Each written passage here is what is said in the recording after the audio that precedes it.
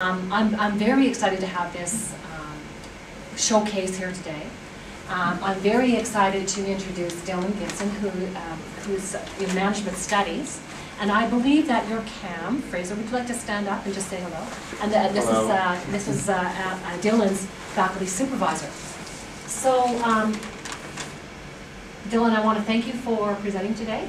And I believe that you have 20 minutes. I also would like this to be somewhat conversational and interactive. So I'm hoping that, Dylan, are you okay? Are you okay to have questions and things like that? Okay, great.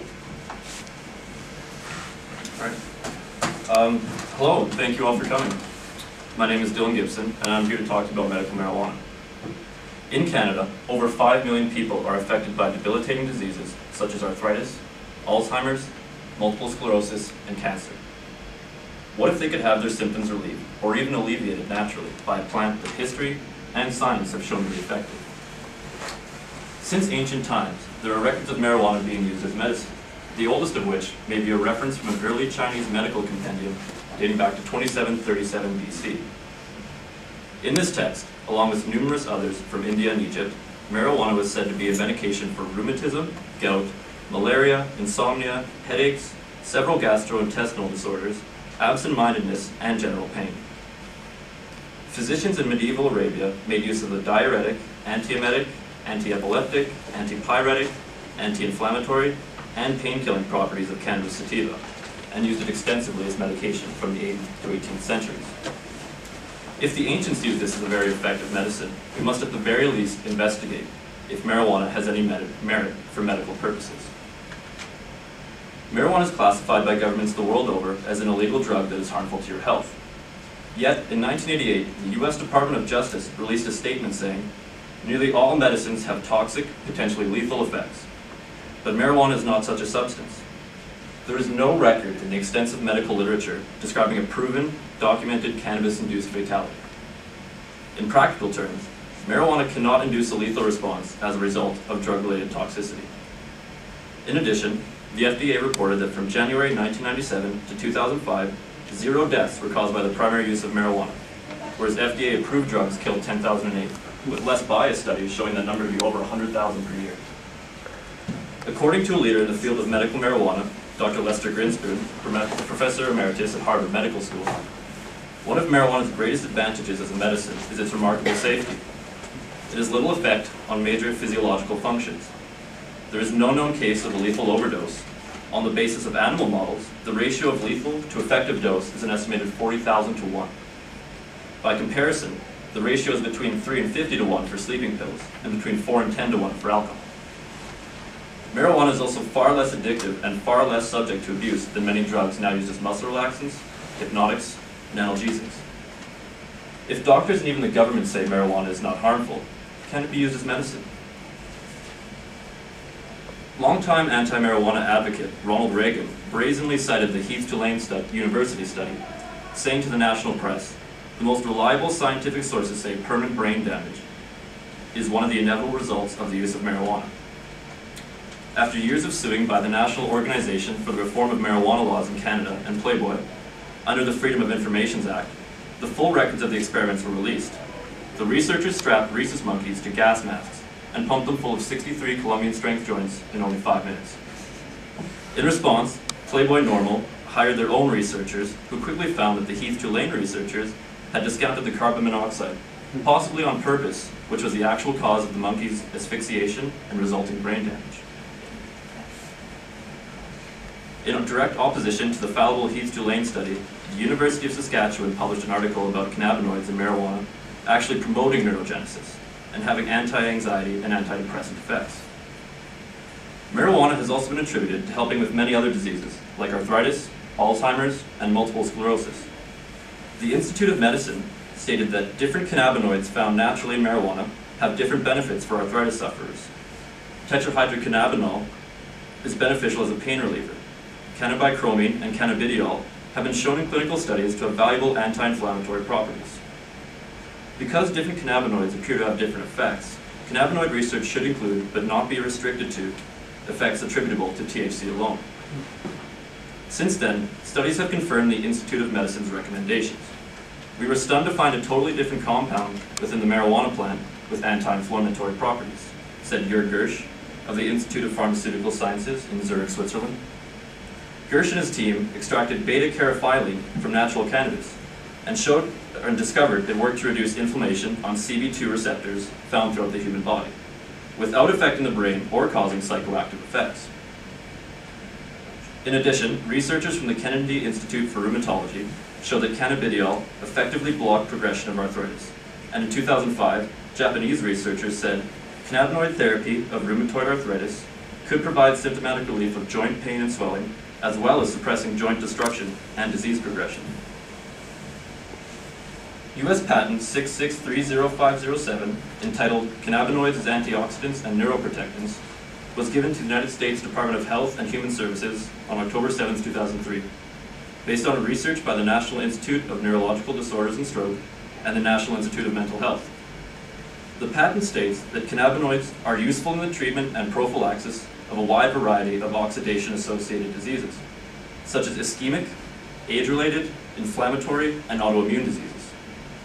The cannabinoids are found to have particular application as neuroprotectants, for example, in limiting neurological damage following ischemic insults, such as stroke and trauma, or in the treatment of neurodegenerative diseases, such as Alzheimer's disease, Parkinson's disease, and HIV dementia.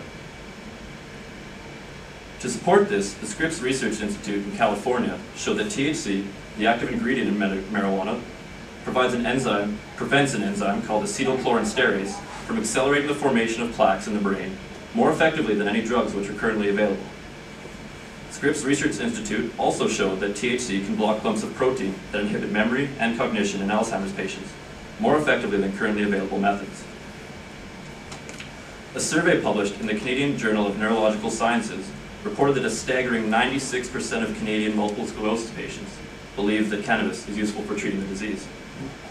Of those who admitted to using cannabis medicinally, the majority found it to be beneficial, particularly in the treatment of chronic pain, spasticity, and depression. In a study by the American MS Society, marijuana may do more than just alleviate MS symptoms. The study demonstrated that cannabinoids were able to slow the disease process in mice by offering neuroprotection against autoimmune encephalomyelitis, a laboratory animal form of MS. Upon analyzing their finds, London's Institute of Neurology determined that, in addition to symptom management, cannabis may also slow down the neurodegenerative processes that ultimately lead to chronic disability in multiple sclerosis and probably other diseases. This is perfectly illustrated in the documentary The Union by medical marijuana patient Greg Cooper.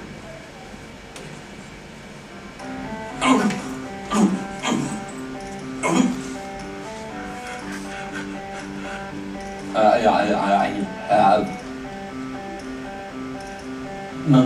multiple sclerosis. Hold on, no When we way. first met Greg, his shaking was so severe, he informed us that he would need a few puffs of marijuana in order to participate in the interview.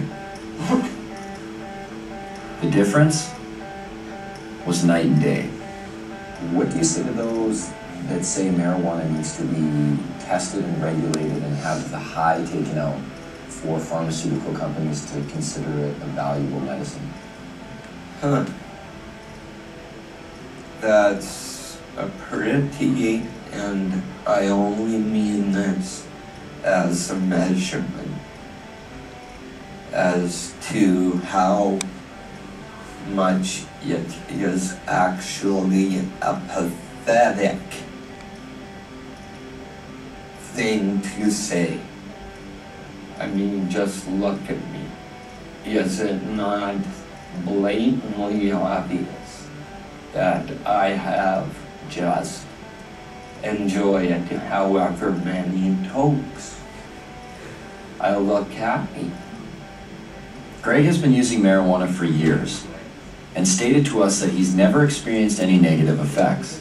I'm never. I need my marijuana.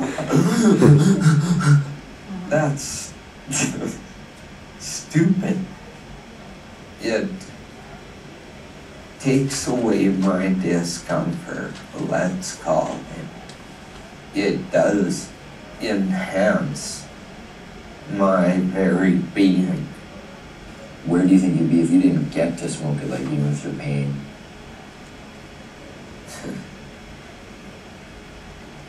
I would have found a way.